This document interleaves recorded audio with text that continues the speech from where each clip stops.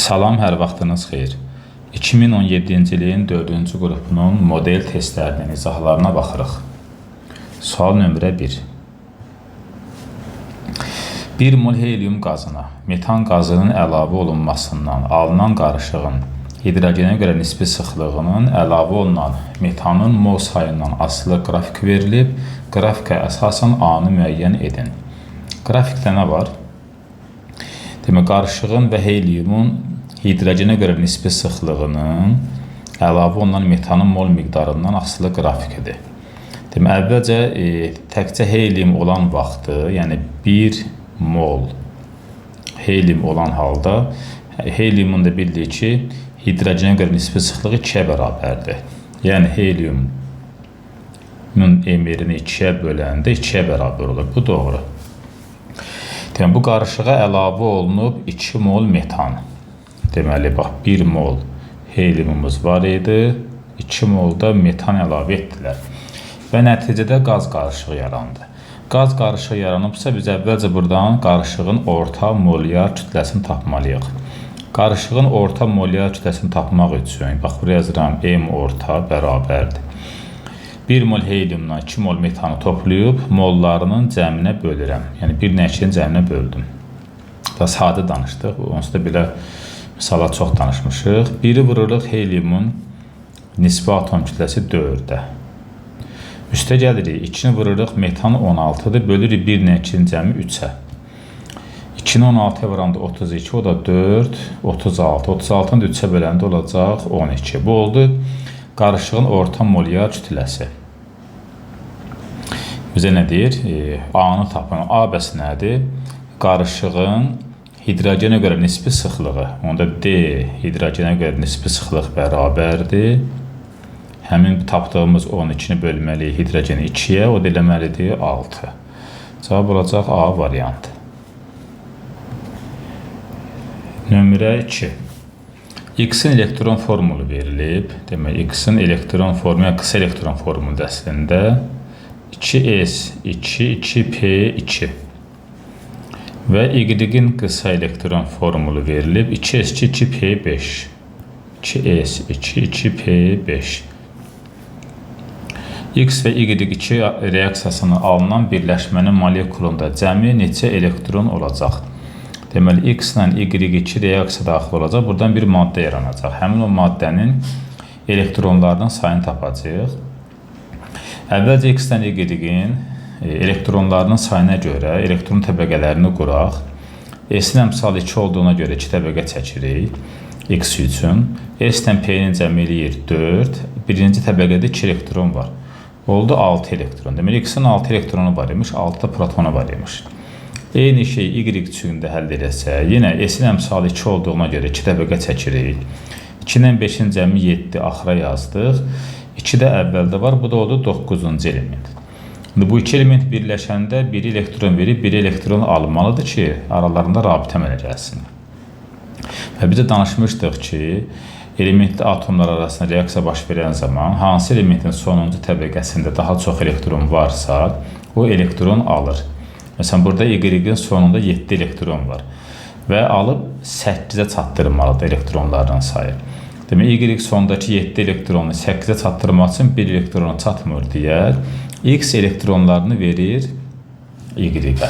Şimdi X neçə elektron verdi Y-ə? 4 elektron. Üstünə yazdıq 4 valentli. Y 1 elektron aldısı oldu 1 valentli. Biz belə misallarda həmişə alana baxırıq. Alan nə qədər ala bilər? Verən sonuncu təbəqəsində nə varsa hamısını verəcək onsuz da. Y 1-ini aldı, oldu 1 valentli. X da hamısını verdi, oldu 4 valentli. Əmələ gələn birləşmə X, Y 4 olacaq. 4-ü 1-ə bölünü 4 alınacaq. İndi X, Y 4-dəki elektronların sayını tapmaq üçün. X-in elektronları 6 idi.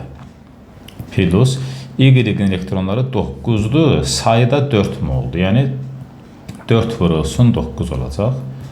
4 9-un 36, 6 ilə də toplayanda bərabər olacaq 42 elektron. Yəni B variantı. Nömrə 3. Maddə ağ fosfor verilib, P4, bir də E8 verilib. Mol miqdarları biri x moldur, biri y moldur. Rabitələrin yaranmasında iştirak edən elektronların sayı hər ikisində A-dır, yəni bir-birinə bərabərdir. İndi axtarmalıyıq ki, ağ fosforda və kristallik kükürddə rabitələrin yaranmasında neçə elektron iştirak edir. Deməli, fosforda kükürd də bəsit maddədir. Bəsit maddələr, daha doğrusu qeyri-metallara aiddir demək olar. Qeyri-metallar bəsit halda olanda ən kiçik valentliklərini göstərirlər. Fosforun ən kiçik valentliyi 3-dür. Kükürdün ən kiçik valentliyi 2-dir. 3 valentli olmaq 3 valent elektronundan istifadə eləmək deməkdirsə, 4 dənə fosforun 3 valent elektronu tapsaq olacaq 12 valent elektronu. Yəni 10 x-a vursaq olacaq 12x. Deməli, fosforda rabitənin yaranmasında iştirak edən elektronların sayı oldu 12x. Kükürddə isə deməli kiçik valentli 2 olduğuna görə 2 elektrondan istifadə edib 8-i 2 vuranda 16 eləyəcək. Bu da olacaq 16y. Şərtdə də deyir ki, elektronların sayı bir-birinə bərabərdir. Yəni 12x bərabərdir 16y-ə. Bunu 4-ə ixtisar aparsaq, qalar 3x bərabər 4y. Y-in x-ə nisbətini axtarırıqsa, bu da eləyəcək onda 3-ün 4-ə nisbəti. 4y bərabər 3x alınmalıdırsa, 3-ün 4-ə nisbəti olacaq y variantı. Nömrə 4. X-dən Y-in reaksiyasından delta kiçik 0 verilib. Ən yaxşı gəlin belə eləyək. Delta 0-dan kiçik o deməkdir ki, Q 0-dan böyükdür. Yəni, reaksiya eksotermikdir. Y-dən Z-in reaksiyası delta 0-dan böyük o deməkdir ki, Q 0-dan kiçikdir. Yəni, reaksiya endotermikdir. Üçüncüdə X-dən Z-in reaksiyası delta 0-dan kiçik olmaq, Q 0-dan böyük, yəni eksotermik reaksiyadır. Bir-bir axtaraq bunlar indi. X-dən Y endotermik reaksiya verməlidir. X-dən Y. Məsələn, A variantında azotla hidrogenin reaksiyasını yazsam, bax A-nı yazıram buradan. N2 üstə gəlinsin H2. Bu birləşmə reaksiyasıdır. Birləşmə reaksiyaları eksotermik reaksiyadır. Biz amma deyir ki, X-dən Y-in reaksiyası düzdür. X-dən Y eksotermik olmalıdır. Yəni A-dakı N-lə H uyğun gəlir. Amma B variantındakı O2 üstə gəlinsin N2 reaksiyası X-dən Y. Bu birləşmə reaksiyası olsa da endotermik reaksiyadır. Deməli B olmayacaq, buna uyğun D də olmayacaq. Y variantını yazsam, Y-də oksigen üstə gəlinsin hidrogen. Əmələ gəlir su. Suyun da əmələ gəlməsi eksotermik reaksiyadırsa, hələ ki A, S, Y variantı ola bilər. Y-dən Z endotermik olmalıdır. Y-dən Z. Məsələn, Y-dən Z hidrogenlə oksigen A variantında yazmışam eksotermikdir. Biz amma endo lazımdır. Demə A olmadı. Y variantına baxaq. N2-dən H2-ni yazmışdım. Üstə bax A variantında eksotermik idi. Biz amma endotermik axtarırıq. Demə bu da olmayacaq. Cavab qalır C variantı. Çünki Y-dən Z-in reaksiyası, yəni N-lə oksigenin reaksiyası, bax burada qeyd eləmişdim, endotermik idi. Bizə də endotermik axtarırdıqsa, cavab C qalacaq. Sonuncu varianta yoxlasaq, X-dən Z eksotermikdir. X hidrogendir, Z-dəki oksigendir. Hidrogenlə də oksigen reaksiyası burada eksotermik göstərmişdir. Cavab olur onda C variantı. Nömrə 5. Hansı reaksiyalarda 2 elementin valent elektronlarının quruluşu 2p6-dan 3s2-yə keçib? Deməli, hansısa elementin birinin valent elektronu 2p6-dan keçib nöqtə 3s2-yə. Digəri isə 3d5-4s1-dən 3d5-4s1-dən keçib 3d3-ə. Deməli, bu birinci element nədirsə, 2p6-dan 3s2-yə gələndə 2 elektron alıb. Yəni 6 imiş, sonra 3s2, 3-cü təbəqə əmələ gətirib, yəni 2 elektron alıb, elektronları çox alıb.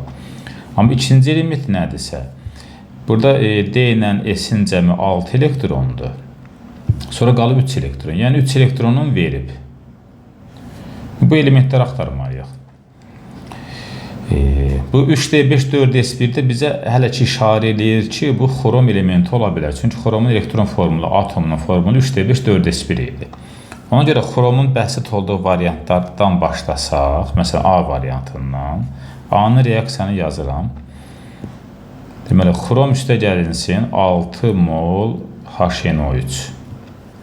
Əmələ gətirib xrom NO3 3, üstə gəlinsin 3 mol NO2 və H2O. Burada xrom 0-dan gəlib müsbət 3-ə. 0-dan 3-ə gəlmək üçün 3 elektron verib. Bu xromun bu variantına uyğun gəlir, 3 elektron verib. Qaldı indi o bir elementi, yəni elektron alanın 2 elektron aldığını tapmaq. Elektron alan oksidləşdiricidir. Azot burada müsbət 5-dən gəlib, oksigen mənfi 2 olanda müsbət 4-ə. Müsbət 5-dən müsbət 4-ə gələnə qədər 1 elektronu alır. Bizə amma lazım 2 elektronu alsın. Deməli, A variantı deyilmiş. B variantına baxaq, görək, xrom yenə burada sərbəst halda verilib. Olmazsa, başqa variantları axtararıq. 2 mol xrom, 6 mol sulfat turşusunə reaksiya daxil olub.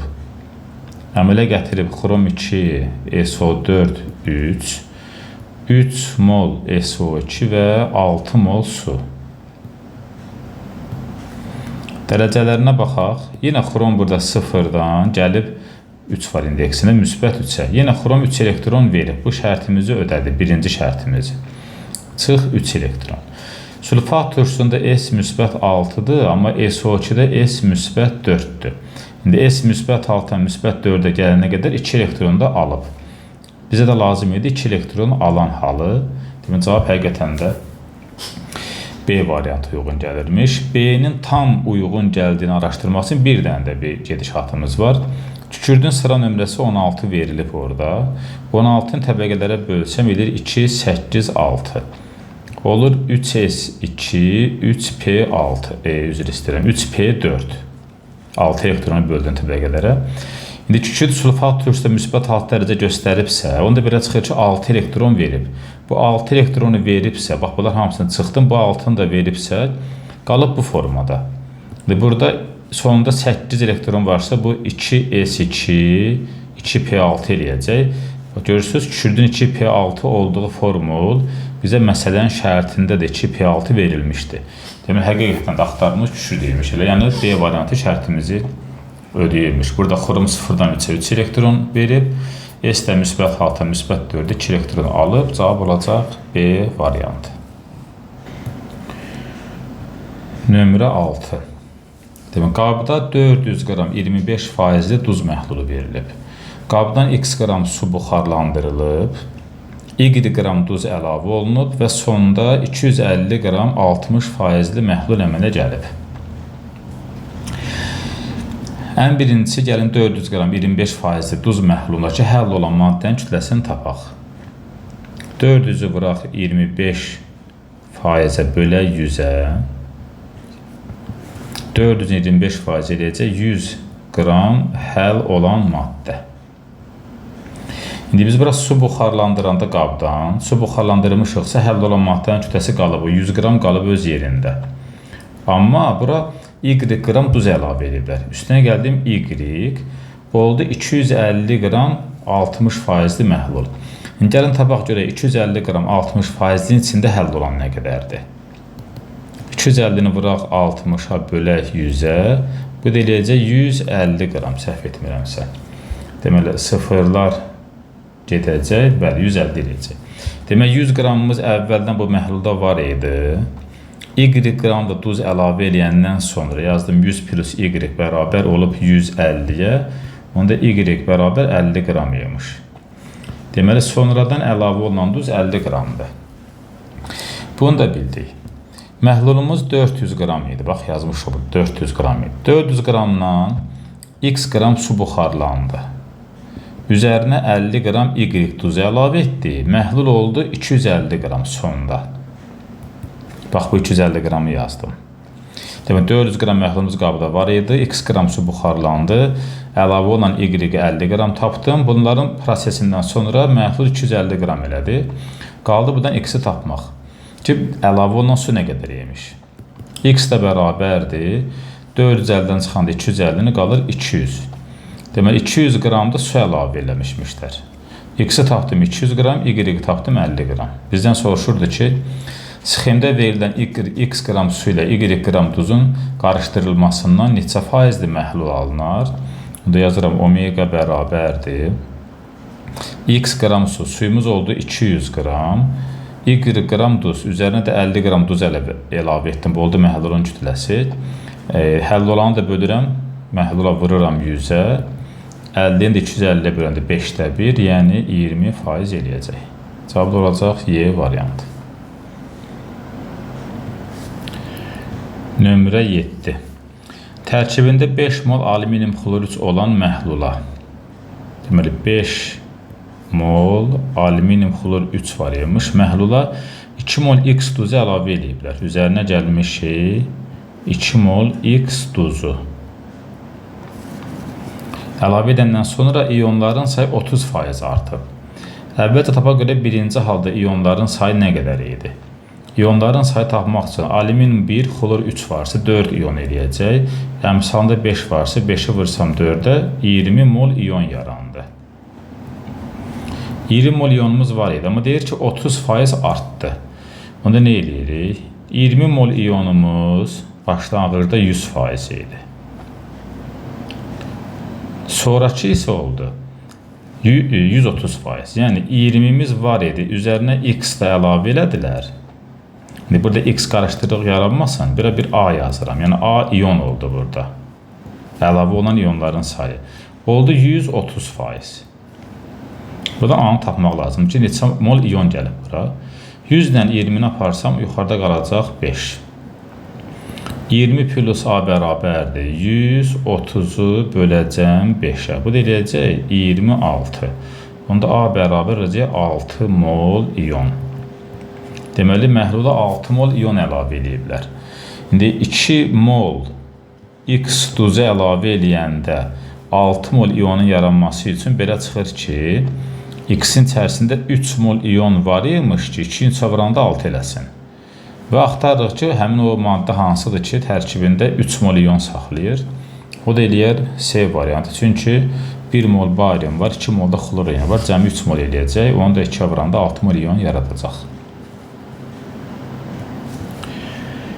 Nömrə 8. Qrafik verilib, yazıb ki, alkinin tam hidrogenləşmə qrafikinə əsasən. Deməli, alkini tam hidrogenləşdirək. Alkin CnH2. Tam hidrogenləşməsi üçün alkinlərə 2 mol hidrogen lazım idi. Əmələ gəlirdi alkan. CnH2 üstəgəl 2. İndi burada 2 dənə reaksiya girən maddəmiz var. Alkin də var, hidrogen də var.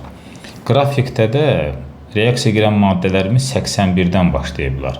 Biri tamamilə reaksiya gedib 81 qram. Yəni, bax, bu Z tamamilə reaksiya daxil olub 81 qramdır. O biri isə 81-dən düşüb 75-ə. Yəni Y. Bu neçə qram reaksiya daxil olub? 6 qram. 81-dən 75-ə gəlməsi 6 qram azalmalıdır. Fikri verirsinizsə, alkinin emiri 14-ün çıx 2-dir. Hidrogenin də emiri olacaq 2 vurulsun 2. Buradan açıq aydın görsənir ki, ən azından 2 qiymət verəndə alkin daha çox reaksiya girir hidrogenindən.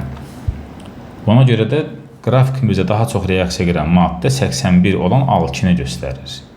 81 qram alkinə yazdım, onda 6 qram da hidrogenə yazdım və tənasib qrup E'ni tapacağıq. E'ni tapandan sonra X-in nisbi molekul kütləsini tapacağıq. X-in nisbi molekul kütləsi, yəni bax budur, əmələ gələn maddədir X. Demək, tənasib qurduq. 6 ilə 2 getdi, yuxarıda qaldı 3. 21 3-ə bölünər. Daha doğrusu 81 3-ə bölünər. 81 3-ə bölsəm oldu 27. Doğru. 14n çıx 2 bərabərdir. 27-ni 2-yə vuracam, olacaq 54. 14-in bərabər 56. N deyiləyəcək 4. Demək, N 4-dirsə, əmələ gələn maddəmizin formulu C4H10, yəni butandır. Butanın da nisbi molekul kütləsini tapsam, 48 karbondur, 10 da hidrogen varsa, verəcək 58, yəni A variantı. Nömrə 9. Eyni mol miqdarda götürülmüş hidrogen və oksigen qazları qarışığı, hidrogen və oksigen qazları qarışığı eyni mol imiş. Məsələn, x mol, bu da olsun x mol. 2 mol fosforla tam reaksiya daxil olur. H2 üstə gəlinsin fosfor, P yazaq. O2 üstə gəlinsin fosfor. Hidrogen fosforun reaksiya daxil olmurdu. Fosfordan oksigen reaksiya daxil olanda P2O5 əmələ gəlirdi. Əmsallaşdırsaq 2 bura yazarıq, 5 oksigenə, 4 də fosfora.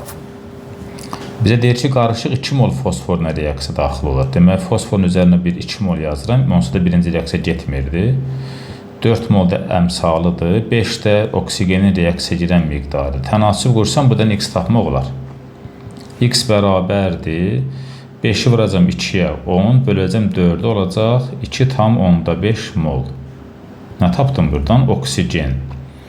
Şərtdə deyirdi ki, hidrogen və oksigenin molları bərabərdir. Yəni, onda belə çıxır ki, hidrogen də tapdım 2 tam 10-5 mol imiş. Oksigen də onsuz tapmışdım, olmuşdu 2 tam 10-5 mol. Yazdım hər ikisinin üzərinə 2 tam 10-5 molu x-ların yerinə. Deyir ki, bu qarışıq neçə mol xlorla tam reaksiya daxil olar. Hidrogen üstə gəlinsin xlor, əmələ gəlir H-xlor 2 mol, oksigen üstə gəlinsin xlor, reaksiyamı getmirdi. Xlor oksigenlə getmir reaksiya, reaksiya gedən hidrogen imiş. Özü də 1 mol hidrogenə 1 mol xlor reaksiya gedirsə, 2,5 hidrogenə də 2,5 mol xlor reaksiya daxil olacaq. Neçə mol xlor lazımdır deyirsə, cavab olacaq B variantı. Nömrə 10. 10-cu misalda P-brom 3 dəqəl H2O reaksiyasında bu P-brom 5 olmalıydı. Texniki səhv olub. Davamını həll edərik. Deməli, P-brom 5 üzərinə 4 mol su əlavə ediblər. P-brom 5 su ilə reaksiya daxil olan əmələ gətirir H-brom və H3PO4.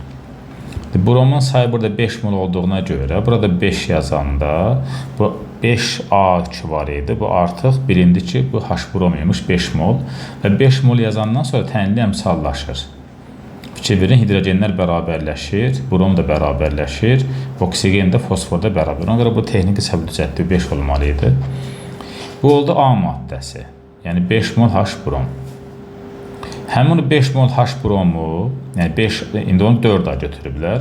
Yəni 4 mol H-bromu B maddəsi ilə reaksiya aparıblar. Əmələ gəlib manqan, brom 2, brom və su. 2 mol su. İndi bu verilənlərdən istifadə edib, buradakı B maddəsini tapmaq olar. B maddəsi nədir? Baxın. 4H var sol tərəfdə, 4H da sağda var. Deməm, bu B maddəsində hidrogen yoxdur. Bromlar sağda 4-dür, burada 4 brom var.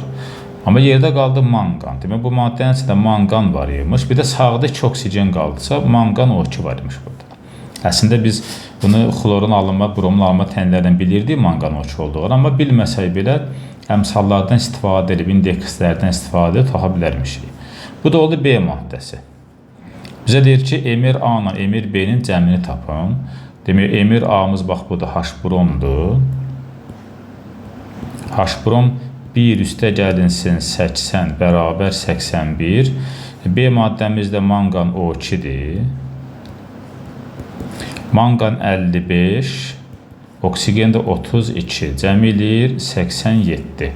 Bunların cəmləsək 81 ilə 87 olacaq 168. Yəni D variantı. Nömrə 11. Maddələr verilib. Natrium hidridi ilə kalsium hidridi. Natrium hidrid mol miqdarı x mol. Bir də kalsium hidridin də mol miqdarı verilib y mol. Atomların sayı 21-dir. Natrium hidriddə atomların sayı 2-dir. X-a da vuranda olacaq 2x. Kalsium hidriddə atomların sayı 3-dür. Y-ə də vursam olacaq 3y. Ümumi say 21-ə bərabərdir. İndi aşağıdan yazıram. Deməli 2x plus 3y bərabər 21. Yadımızda qalsın. Reaksiya sərf olan suyun mol miqdarı deyirsə, bunları suyuna reaksiya aparaq. Deməli, natrium hidrid, qüvvətli metal natrium varsa suyu HOH yazırdıq, danışmışdıq. Çünki natriumun OH-a birləşməsini daha açıq aydın görürük və H2 əmələ gəlir, əmsallara ehtiyac yoxdur. Kalsium hidriddə də suyu HOH yazsam alınacaq kalsium OH2 üstə gəlinsin H2, suya 2 mol, H2 2 mol yazsam tənliyi düzələcək. İndi suyun molunu tapıram. 1 mol natrium hidridə 1 mol su lazımdırsa, onda x mola da elə x mol su lazımdır. 1 mol kalsium hidridə 2 mol su lazımdırsa tənliyə görə, y mola da elə 2y mol lazım olacaq. Və bunların da cəmi bizə verilib nə qədər? 12 mol. Aşağıdan yazıram x plus 2y də bərabərdir 12-yə. Sistem tənliyi qurduq.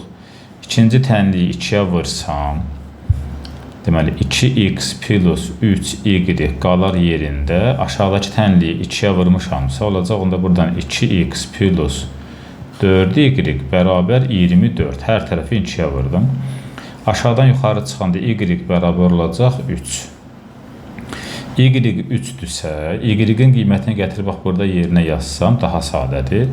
X plus 2 vurulsun 3 bərabər 12. X deyiləyər 6. X-i 6 tapdım, y-i 3 tapdım. Nə soruşur bizdən? Reaksiyadan cəmi neçə mol qələvi alınar?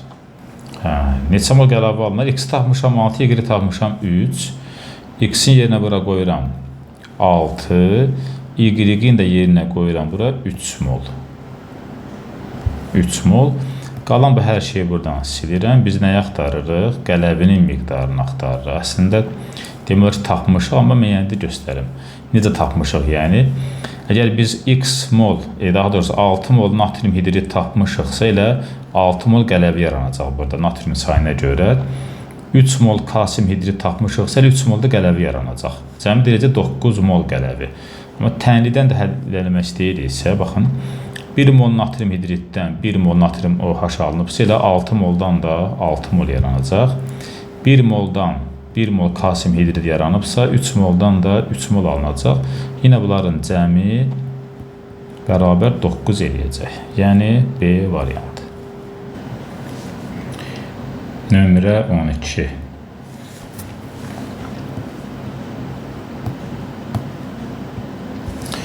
Həcmi 5 litr olan qabda və 5 litr imiş.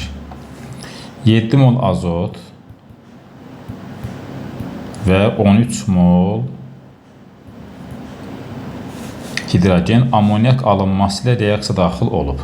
Yazaq reaksiyanı N2 üstə gəl H2 əmələ gəlir NH3. 2 mol, bu da oldu 3 mol.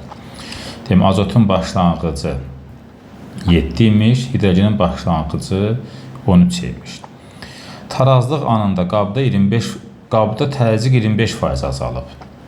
Təzyiqin 25% azalması qapalı qabdan söhbət gedirsə V sabitdirsə, demək molekulların sayı 25% azalıb. Çünki PV bərabər idi nÜ/T-yə. V sabit olanda P ilə nÜ düz asılıdır. Təzyiq neçə faiz azalıbsa, molekulların sayı o qədər faiz azalıb deməkdir. Bizim ümumilikdə işin başlanğıcında 7 üstə gəl 13, 20 mol qaz qarışığımız var idi. 20 mol 100% idi başlanğıcda. 25% azalıbsa, yazıram, neçə molumuz 25% imiş. Azalan molu axtarıram. Onda x buradan bərabər olacaq. 100-dən 25 getsə 4 qalar. Yəni 4x bərabər 20 eləsə, x eləyəcək 5. Deməli 5 mol azalma baş verib. 20 mol maddə var imiş, 5 mol azalıb, qalıb 15 mol. Bax, buradan yazıram, 5 mol azalma baş verib. Və baxırıq, reaksiyamızda, səliqə nə yazaq bunu, azalma nə qədərdir? Reaksiyada gələn maddələrimiz 4 moldur. Əmələ gələn maddələrimiz amonyak 2 moldur. 4-dən 2-yə gələndə neçə mol azalma baş verir? 4-dən 2 gələndə 4 çıxılsın 2 bərabər olur 2 mol azalma. Bura qədər gəldi. Deməli 5 mol azalma məsələnin şərtindədir. 2 mol azalma reaksiyanın tənliyindən görsəndi. Qarda buradan silək. Və deyir ki, 25% azalmışdır. Maddələrin tarazlıq qatılıqlarını hesablayın. Bizə də bunlar hamısı molla verilmişdi. Biz əvvəlcə axtaraq görə 5 mol azalma baş verəndə azot hidrogen nə qədər reaksiya gedib, amonyak nə qədər əmələ gəlib. Bu həmin əmələ gələn mol miqdarlarını həcmimiz var və ya bölməklə qatılıq tapa bilərik. Məsələn, birinci başlayaq amonyakdan. 5 tənlimizdən başlayaq. 2 mol azalma baş verəndə amonyak neçə mol əmələ gəlib? Baxıram, baxın. 2 mol amonyak əmələ gəlib. Demək, 2 mol azalmaya 2 mol amonyak əmələ gəlibsə, onda 5 mol azalmaya da elə 5 mol amonyak əmələ gələcək. 5 mol amonyak əmələ gəldi. Yadımıza saxlayaq. Deməli, arayaqsa qalsın elə burada, yaxşı. 5 mol amonyak əmələ gəldi. 5 mol amonyak. 5NH3 bunu tapdıq. İndi axtaraq görək 5 mol azalma yarananda nə qədər azot reaksiya gedib. Məsələn, azota baxıram, 1 mol azot reaksiya gedib. 2 mol azalanda 1 mol azot reaksiya daxil olarsa, 5 mol azalanda nə olacaq? 5-i 1-ə vurub 2-yə böləcəm. Olacaq 2,5 mol. Azot reaksiyaya daxil oldu. Yaddan çıxartmayaq. Azotun başlanğıc zaman 7 idi. 7-dən 2,5-i reaksiya daxil olubsa, yazıram 7 çıxılsın 2,5, qalacaq 4,5 azot tarazlıqda. 4,5 azot da qaldı tarazada. Bunu da sağ tərəfə yazdım. Sonra hidrogenin reaksiya getdiyini tapaq. Yenə baxırıq. Reaksiyamızda 2 mol azalma baş verəndə hidrogen neçə mol reaksiya daxil olub? 3 mol. Bəs 5 mol azalmada nə qədər daxil olacaq? 5-i vuracam 3-ə 15, böləcəm 2 olacaq 7,5. 7,5 hidrogen, yəni reaksiyaya daxil oldu. Hidrogen isə başlanğıcda 13 idi. 13-dən çıxacam həmin o 7,5 reaksiya girən miqdarını neçə eləyər 13 çıxanda? 5,5. Deməli, 5,5 mol hidrogenda qaldı. 5,5 mol hidrogen. İndi bizdən soruşurdu, bunların tarazlı qatılığını tapın. Həcmi də əvvəldən 5 vermişdilər. S də bərabərdir, nü bölünsün V-dirsə. Məsələn, bunu amonyak üçün hesablasam, olacaq 5 bölünsün 5. Amonyak olacaq 1.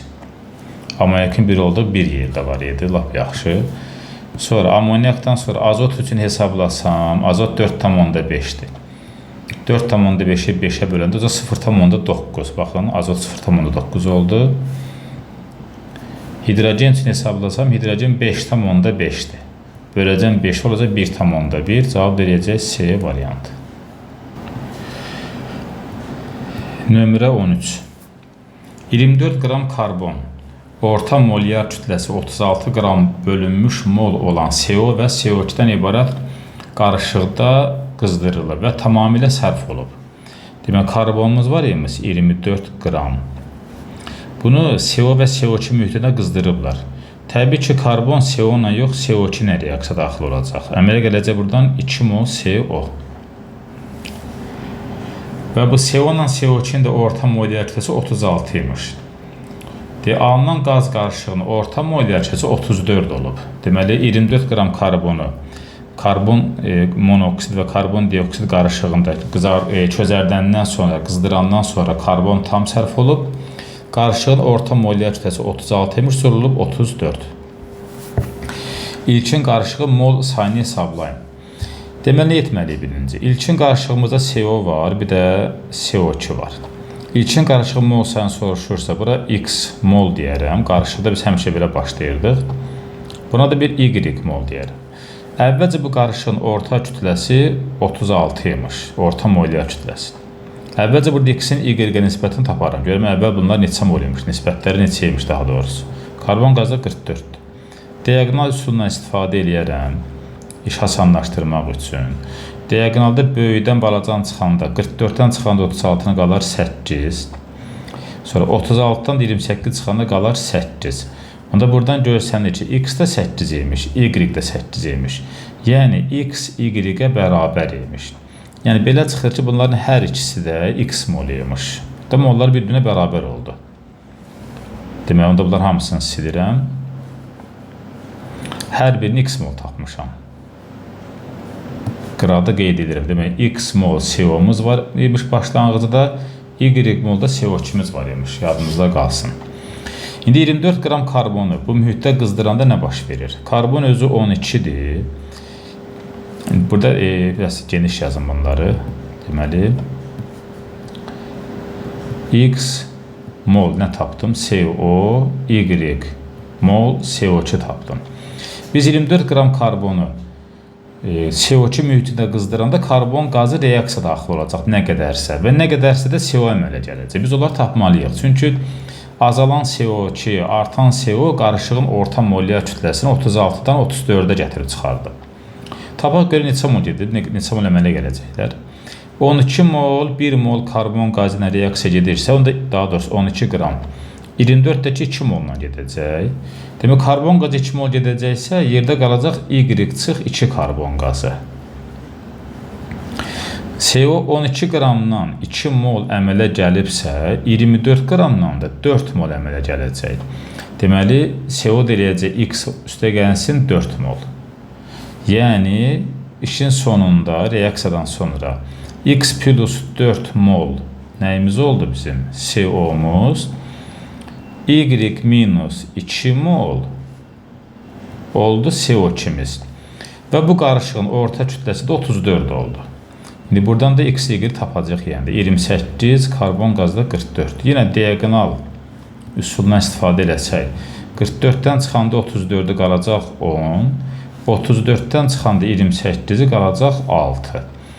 Deməli, 10-dan da 6-nı ixtisar aparsam, burada qalacaq 5, burada qalacaq 3. Belə çıxır ki, x plus 4-ün y plus, daha doğrusu y minus 2-yə nisbəti bərabərdir 5-in 3-ə nisbətinə. Buradan x-i tapmaq olar. Və burada bir şey danışmışdıq işin əvvəlində. Yadınıza gəlirsə, CO-ya x, CO2 y verilmişdi. Sonra da tapmışdıq ki, x y-ə bərabər idi. Onda x y-ə bərabərdirsə, bu y mol olan yeri, bax buranı nəni ifadə edir? X-dən ifadə edir. Yadımızdan çıxmasın, problem yaratmasın. Yəni, x tapsaq işlərimiz həll olacaq. 5-i vursam x olacaq 5x çıx 10 bərabərdir 3x plus 12. 5x-dən 3x eləyəcək 2x bərabərdir 22-yə. X də eləyəcək 11. X-i tapdım 11. Başlayanda bunların hər biri x mol idisə, bu hissəni də düzəldə x eləyək. Çünki əvvəldən birini x mol, birini y mol demişdi və x də y-ə bərabər olmuşdu. İndi x tapdıq 11. Demək, bu da 11 imişsə, CO2 də 11 imişsə, qarışıq əvvəlcədən qarışığın mol miqdarı 22 mol imiş. Biraz uzun misal oldu. Hesablaması uzun oldu. Amma gedişatın yəqin məncə mənasını başa düşdük. Cavab oldu Y variantı. Nömrə 14. M mol kalsium hidroksid 2 mol HCl-PO4 ilə reaksiya edib normal duz əmələ gətirib. Deməli, kalsium hidroksid üstünə gəldi H3PO4 neçə mol? 2 mol. Əmələ gəlib normal duz və 6 mol su. Normal duzun alınma qaydası necə idi? Əsasın OH-ı turşunun H-ına bərabər olmalı idisə, onda bura bir 3 mol qoymalıyıq kalsium hidroksidin qarşısına. Alınan normal duz kalsium 3, PO4 2 eləyəcək və 6 mol su da yaranacaq. Deməli, buradan tapdıq ki, M bərabər 3 imiş. Bax, kalsium hidroksidin molu. İndi N 3 imişsə, ikinci reaksiyanı yazıram. N çıx 1, yəni 3 çıx 1. 2 mol kalsium hidroksid. Üzərinə gəlinib H2SO4. Buradan deyir A və B duzlarında atomların sayını tapın. A duzu nə olacaq? Neçə OH görürük buradan? 4 mol OH. 2 üçün 4. Neçə H görürük? 2 mol. OH H-dan çox olanda əsasi duz əmələ gəlirdi. Əsasi duz olanda metalın yanında OH da olurdu. Bir də SO4 qoyuruq yanına. Belə misallarda, belə duzlarda daha doğrusu metalın valentinin biri verilirdi OH-a. Qalırdı 1 valent. Yəni bu kalsium OH-ın hamısı 1 valent olurdu. SO4-ün valenti 2 olduğuna görə bura gəlib 2 düşürdü. Yəni kalsium OH2 SO4 duzu alınacaq və su. Su ilə misal ehtiyacımız yoxdur. Duzun formunu tapdıq. Kalsium OH2 SO4. Üçüncü reaksiyada isə N-2, N3 tapmışdıq. Çıxanda 2 qalacaq 1 mol kalsium hidroksid. Üzərinə gəlmişik 1 molda sulfat turşusu ilə. OH2-dir, H da 2-dirsə bərabərlərsə bir-birlərinə normal duz alınacaq. Yəni alınacaq kalsium SO4, üstə gəlinsin, yəni də su. Duzumuz da oldu kalsium SO4. Deyir, buradakı atomların ümumi sayını tapın. Kalsium SO4-ün atomu eləcək 6 mol. 1, 1, 4, 6 elədir. Kalsium OH2 SO4-ün də atomları burada var.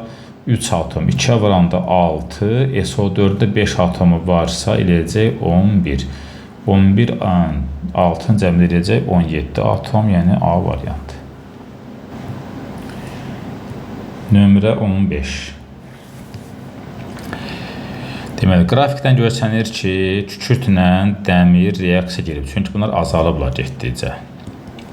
Dəmir üstə gəlsin S, əmələ gəlir ferrium S. Əmsallar da bərabərdir. Ferrium S, Y qram əmələ gəlib. Ferrium S-in özü isə 88 edir, 56-ın 32-nin cəmi. Burada dəmir X-dan tam 0 kimi reaksiya girib, yəni tam gedib reaksiya. Burada bir X qoyaram. Dəmir özü də 56-dır. Kükürdü isə 16-dan gəlib düşüb 8-ə. Yəni 8-i qalıb, 8-i gedib. O gedəni də yazıram bura 8, S-in də özü 32-dir. Və məncə tənasib qursam, buradan X-i də tapa bilərəm, Y-i də tapa bilərəm, sağdan, soldan. Məsələn, sol tərəfdən, bax bu tənasüblə X-i axtarsam, X bərabərdir. 8-dən 32 burada 4 qalacaq. 56-ını 4-ə böləndə 14. Bizə X-dən Y-in cəmini soruşur. 14. Sonra bu hissəni buradan silərəm. Tənasibi bu tərəfdə quraram. Yenə 8 32-dən keçib 4 qalacaq. Y-də bərabər 88-i 4-ə böləndə eləcək 22. Bunların cəmini axtarırıqsa 14 ilə 22-nin cəmi neçə eləyəcək? 36. Yəni D variantı.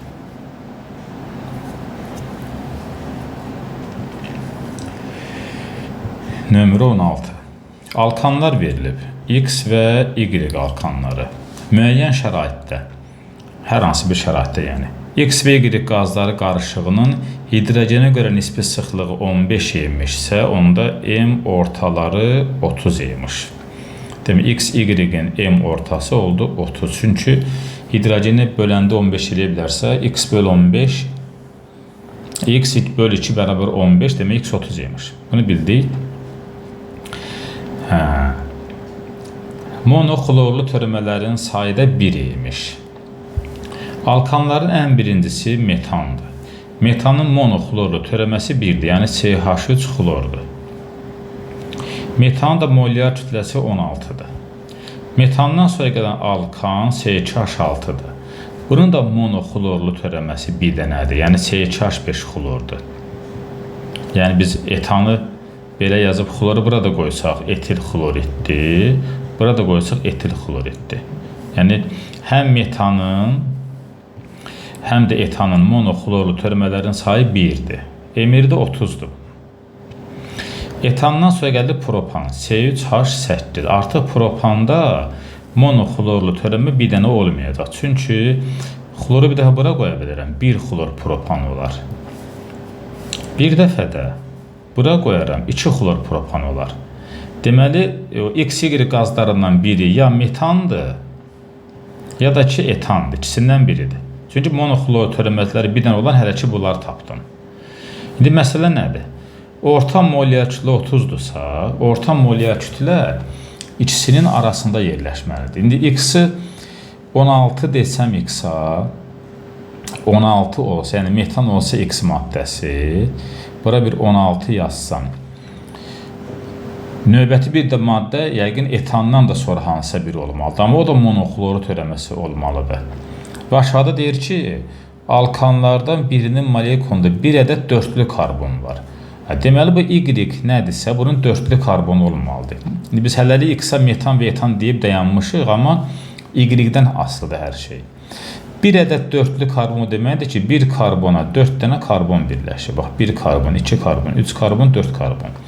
Fikir verirsinizsə, bu maddənin də monoxlorlu törəmələri bir dənədir.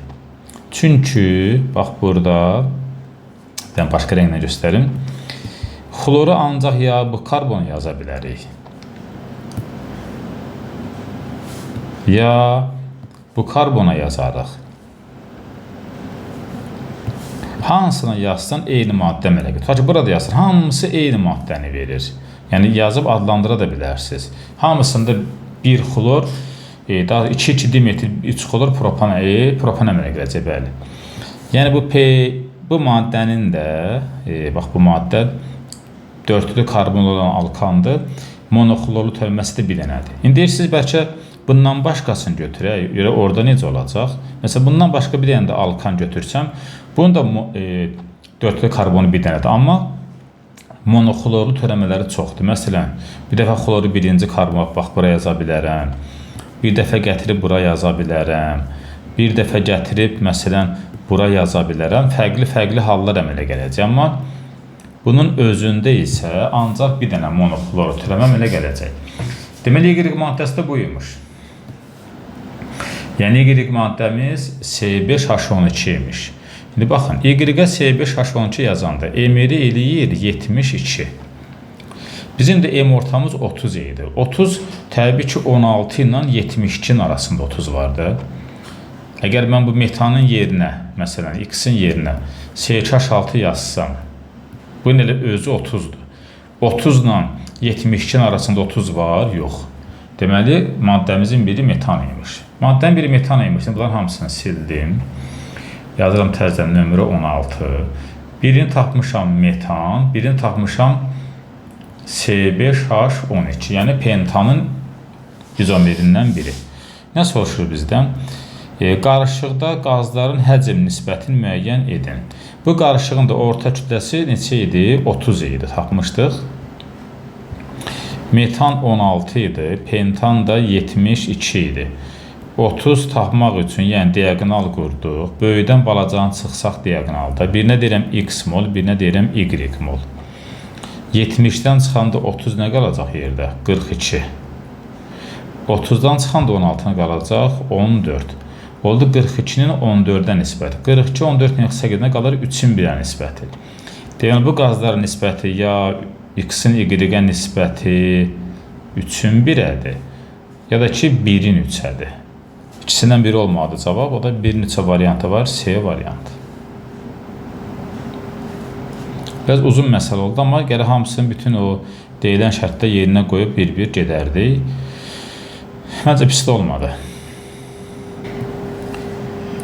Nömrə 17. 3 metil pentin 2 deyirsə, pentin 2 5 dənə karbon çəkərəm. İkinciyə 2 qat rabitə qoyaram belə. Bir də 3'ə metil deyirsə, üçüncüyə də metil yazaram. Bu olsun H3, H2, bu da H3. Molekulda neçə karbon atomu həmişə eyni müstəvidə yerləşir. Bu sözün mənası nədir? Bu sp3 birləşməli karbonlar birisi də 109 dərəcə altında birləşirlər bir-birinə. Müstəvi üzərində 4 dənə 109 dərəcə yoxdur. Deməli, sp3'lü karbonlar eyni zamanda hamısı bir müstəvidə yerləşə bilməz. Amma 2 qat rabitəli karbonlar sp2 halındadılar. sp2 hibridləşmənin valent bucağı 120 dərəcə idi. Məsələn, bir nöqtə qoyuram bura. 120 dərəcəli bucaq, bax, belə çəkdim. Bax, bu orta qoyduğum karbondur. Bir karbon da burada var, həmin sp2'li karbon. O da sp2 birləşmə halındadır. Bu çəkdiyim xəttlər hamısı müstəvidə yerləşirlər.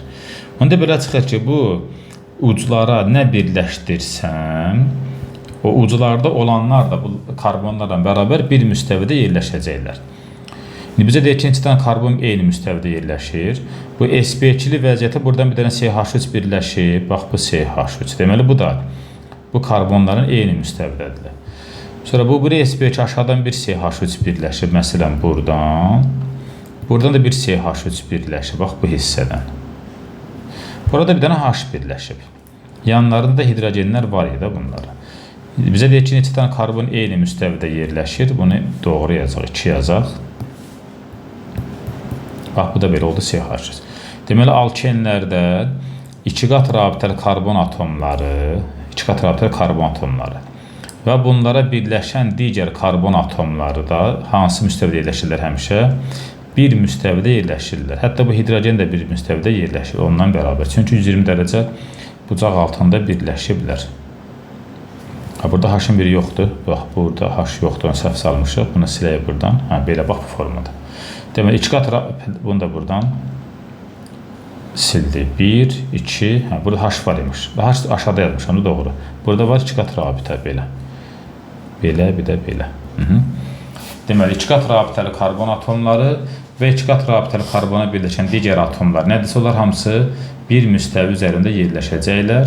Çünki həmin o 2 qat rabitəli karbonlar 120 dərəcə olduqlarına görə müstəvi üzərindədirlər. Həmin o uclardakı karbonlar da, atomlar da həmin müstəvidə yerləşəcəklər. Amma sonda qalan bu karbon 2 qatlarla eyni müstəvidə yerləşməyəcək. Cavab olacaq, deməli, 1, 2, 3, 4, 5 karbon eyni müstəvidə yerləşirlər. 1, 2, 3, 4, 5. Nə qədər atom versə də H-da bura saya bilərdik. Bu H-ları yox, metillərin H-larını yox, amma birbaş 2 qata birbaşa birləşən hidrogenləri də saya bilərik. Yəni, qayda belə oldu. 2 qat rabitəli karbon atomları və 2 qat rabitəli karbon atomlar birləşən atomlar. Artıq burada bu H3-lər yox, bu H2 də yox, bu H3-lər də yox. Amma yerdə qalan gördükləriniz hamısı bir müstəvidə yerləşir, bu da yox. Belə, cavab olacaq 5, variantı. Nömrə 18. Doymuş bir atomlu spirt.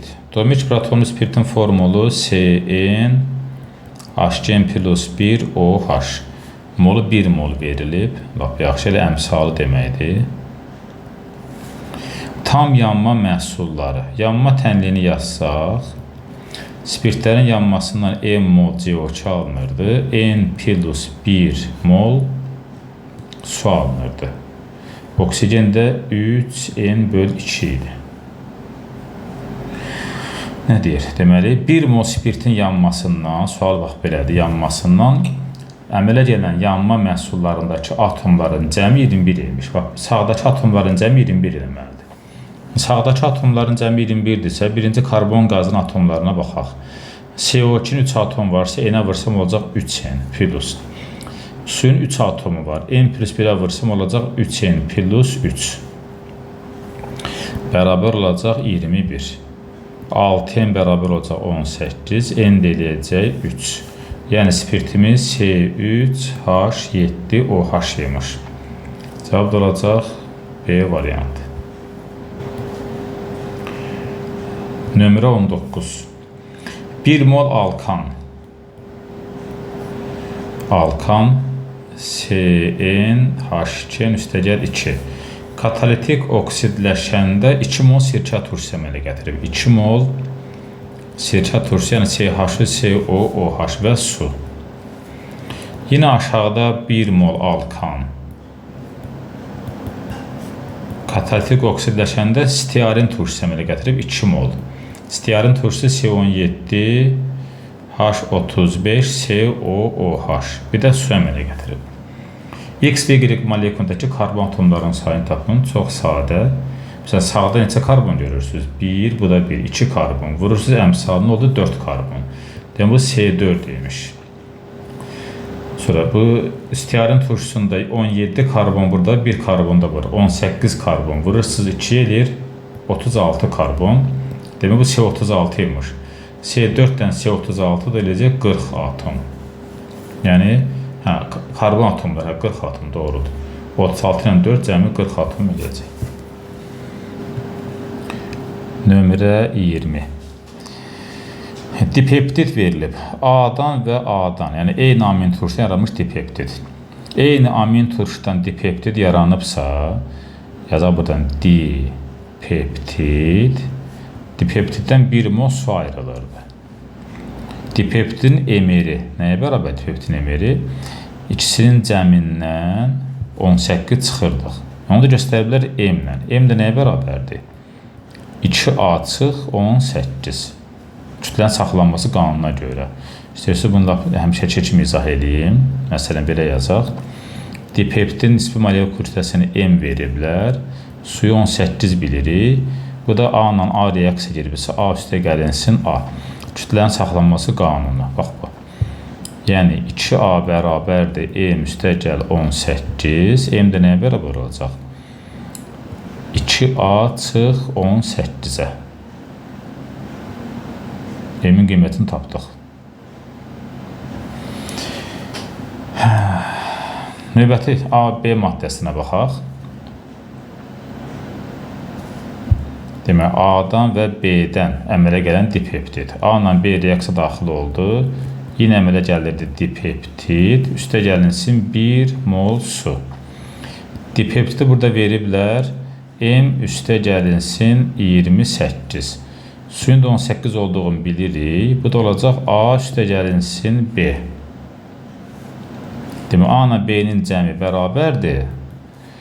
M üstə 28-dən 18-in cəminətdir. Onda yazaq burada yenə A plus B bərabərdir. M üstə gəl.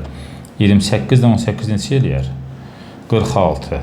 Rəqəm səhv eləməliyik yəqin. 46. Nə soruşur bizdən? Emir B-ni tapan. B-ni axtarırıq. Onda buradan yazaram. B bərabərdir. M plus 46 çıxılsın A. Bura kimi gəldim. A-nı da bax buradan tapa bilərəm. Görürsünüz bu hissədən. Bu hissədən yazıram bax buradan. A nəyə bərabərdir? 2A bərabərdir. M üstə gəl 18. Onda A da bərabərdir.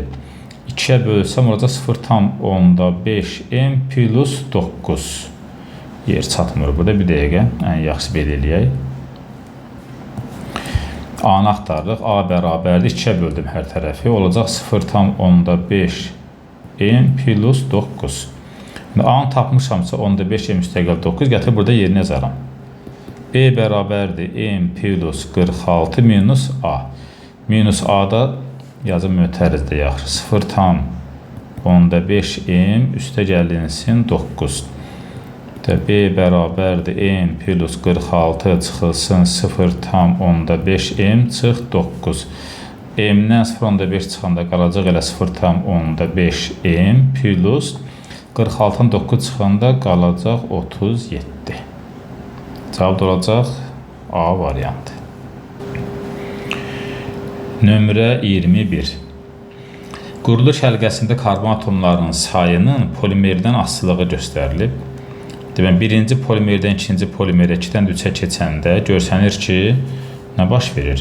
Karbon atomlarının sayı getdikcə artır. Bizə də lafsan, neylon, kapron verilib, yerlər dəyişik verilib.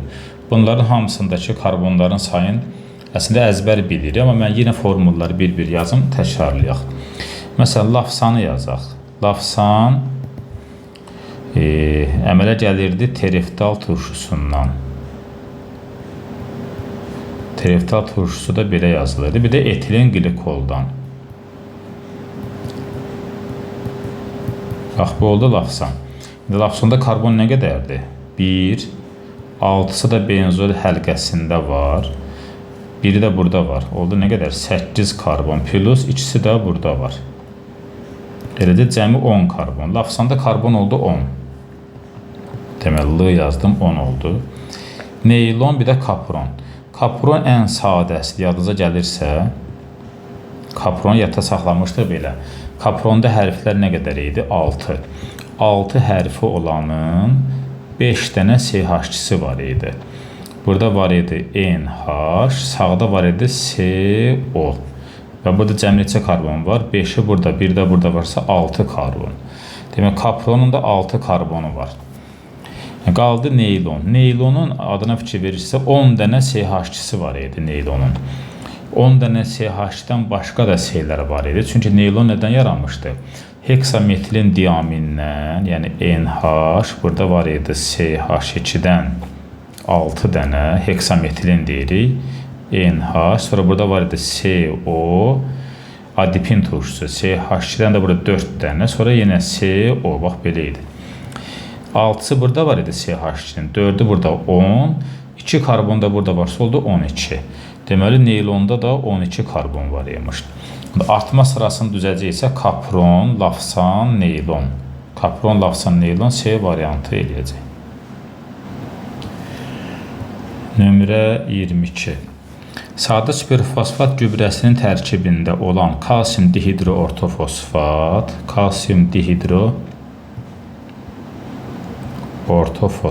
yəni kalsium H2PO4 və kalsium SO. Bu sadə superfosfatın tərkibi idi. Bu qarışıqda fosfor və kükürt atomların nisbəti, fosforun kükürdə nisbəti, atomların nisbəti 2-nin 3-ədir. Yəni 2 fosfora 3 kükürt düşür demək istəyir. Baxırıq ki, burada fosfor onsu da 2-dir. Bax, indeksdən bu 2-yə görə. Kükürdün 3 olması üçün əmsalı bir 3 yazırıq. Bu oldu bizə verilən sadə superfosfat. Bu qarışığın 321 kiloqramında neçə kiloqram kalsium dihidroortofosfat olduğunu tapın. Bu qarışığı biraz səliqəli formada yazacaq aşağıdan. Kalsium H2 PO4 2 vurulsun 3 mol kalsium yeşil. Bu oldu artıq qarışıq. Bunun tərkibindəki kalsium dihidroortofosfatı yazıram ayrıca. Kalsium H2 PO4 2. Şərtdə deyiləni yerinə qəzaq. Bunlar da bundan silməyə ehtiyac yoxdur. Bunun hamısı bizə verilib 321 kiloqram. Nə qədər kalsium dihidroortofosfat var? X. Kalsium dihidroortofosfat verilib orada 234. Onda bunun da kütləsi olacaq 234 ilə kalsium SO4-ün cəmi. Hesablayaq onu, rəqəmlərdə səhv olmasın. 234-ün üzərinə gəlməliyik. Kalsium SO4 burada 136 verilib. 136-nı vurmalıyıq 3-ə. 408. Üzərinə də gəlməliyik 234-ü. 234-ü. Bu da olacaq 642. Bunun hamısı. Bax, bu hissəni sildim.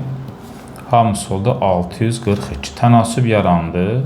Çox yaxşı rəqəmdə. Bunlar gedir ixtisar, qalır aşağıda 2. 234-ü 2-yə böləcəyik. 234 bölünsün 2.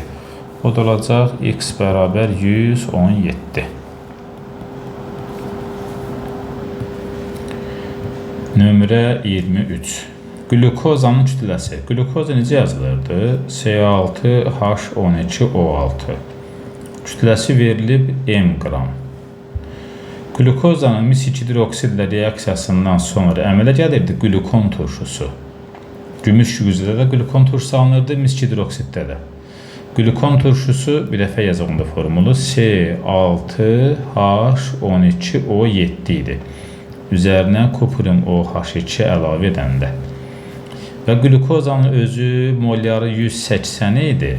Amma oksigen 1 vayd artırdı, axı 6 olurdu 7. Olurdu 196. Yəni 16 vahid artım baş verirdi. Bizə deyir ki, glukoza M imiş, olub M üstəgəl 4. Neçə qram artıb? 4 qram artım baş verir. Biz amma bilirik ki, 16 qram artım baş verir. 16 qram artım baş verəndə glukoza 180 idisə, 4 qram artım baş verəndə bizə glukozanı M vermişdilər. M-dir. Və M-i axtarırıq. M də bərabər bunlar qalır 4. 180-i 4-ə böləndə eləyəcək 45. Açıq test eydi olur 45. Nömrə 24. Kuprum NO2-nin parçalanma məhsulları deyirsə, tənliyi yazaq. Bu sual da bu reaksiya çox tez-tez rast gələn reaksiyalardandır. Əmələ gəlirdi kuprum O, NO2 və O2. Əmsallaşdırsaq, oksigen tək taxsaq, ona görə bura bir 2 yazırdıq, misə də 2 yazırıq, duzun qarşısına NO2 4 tənliyi bərabərləşir. Molu ən çox olan Z-dir. Burada molu ən çox olan NO2-dir, yəni Z. Ən az olan X-dir, yəni oksigendir. Onda belə çıxır ki, Cooper modu olacaq Y. Z maddəsi üçün Z bax bu idi, NO2 idi. Oksigendir, səhvdir. Rəngsiz qazdır, səhvdir. NO2 qonur rəngli qaz idi. Bəli, 3 doğrudur. Su ilə reaksiya daxil olur. NO2-nin su ilə reaksiyasından, məsələn, qaynar su olsa, HNO3-dən NO alınar. Soyuq su olsa, HNO3-dən HNO2 alınar və s. Bu doğru. Normal şəraitdə qazdır, NO2 qazdır. Bəli, doğru. Fotosintezdə NO2 nə gəzir? Fotosintezdə CO2 var idi. Bu səhvdir. Turşular da reaksiyaya daxil olur. NO2 turşu oksid, turşuna reaksiya daxil olmaz. Cavab onda qalacaq 3 və 4. Doğru cavab.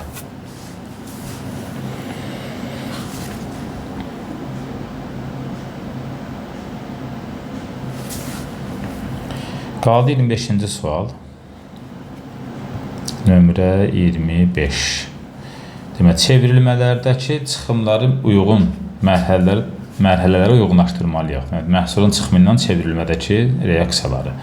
Yazaq reaksiyanı birinci. Demək, ferrium S2-dən bilirik ki, 2 mol SO2 alınır. Belə qalsın.